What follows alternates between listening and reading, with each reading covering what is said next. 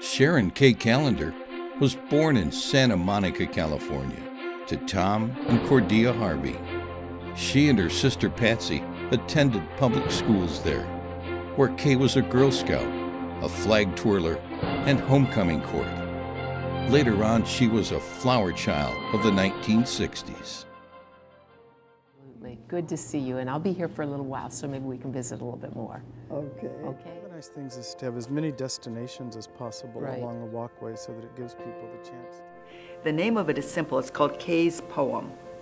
A teacher by spirit with missionary roots, she has returned as if to home as pioneers build one-room schools to carry on her work. Her footprints can be found in every place we travel in this field, and everywhere within us, too. Her touch is felt. She is a singular teacher, by nature, nurturing us, everyone, and one by one, encouraging, connecting, building a school after school, tending the fires. That's Kay Kallander. This is from the Old Testament in Proverbs 31, and someone much wiser than you or I wrote this many years ago about the perfect woman, and so I'd like to read it for Kay. She's a woman who obeys the Lord. She's clothed with strength and dignity. She laughs without fear of the future. And when she speaks, her words are wise, and she gives instructions with kindness. Her children stand and bless her. Her husband blesses her. Her deeds publicly declare her praise. What a woman. She has profoundly affected my life and all of us who have touched her. Kay has always had such a vital faith, which drives her legacy, drives her service, is her faith in Jesus Christ. And we don't need to be bashful about that. That's who Kay is, and has been that way right through her life, in her ministry and her service around the world, and especially at Plymouth Village, as she has nurtured so many and has developed this whole program of leadership and of the growth and of ministry to others and helping their lives become more meaningful. I hope that I can be a living example of Kay's legacy. She's invested so much in me personally and professionally that I truly feel like I owe it to her to continue her dream and her passion. She's made a huge impact in the industry.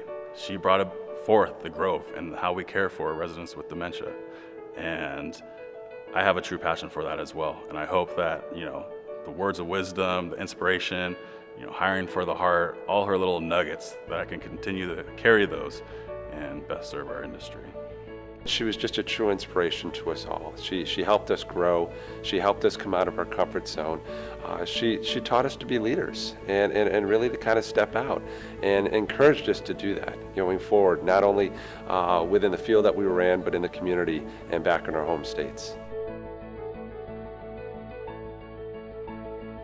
I could probably count on one hand the individuals in my life that have seen more in me than perhaps I've seen in myself. I think each of us have those individuals in our lives. Kay is one of those types of leaders, and her influence was, I would say, that of a mother in the highest, most elevated way. She's a nurse, she's a wife, a mother, grandmother, and her style of leadership is very caring. In fact, I think the title I would give Kay is that she is the matriarch of our field. My mom was an RN and traveled all over the world taking care of people in mission trips. And then later, when I was a teenager, she went to college and got her degree. And that was encouraging to me because she modeled lifelong learning. Now I'm in my 40s and I'm in a doctoral program myself. So I think my mom's done an amazing job of modeling that you're never too old to study more and to learn and to grow. To say that Kay has inspired me would be a true understatement. She is one of my best friends. She role models for me what a woman of excellence looks like. And she She's a magnificent person. She has integrity, she has ethics. Her love of family knows no bounds. She has counseled me on many occasions about things that are near and dear to my heart, decisions I had to make, or struggles I was going through. We've had many, many wonderful, cherished times together where we would go off and just have a very reflective conversation. She means the world to me. I think her legacy will be the Groves and just sort of a different approach to Alzheimer's care, maybe with a little more dignity for the residents, and the fact that she's going to have a Grove at every ABHOW community is a big deal. And you know, long after she's retired, that's still going to be of great service to those communities and those residents and the residents' families.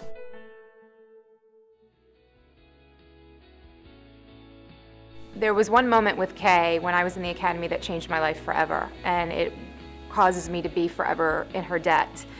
I was at a crossroads in my life, and Kay sat down one-on-one with me.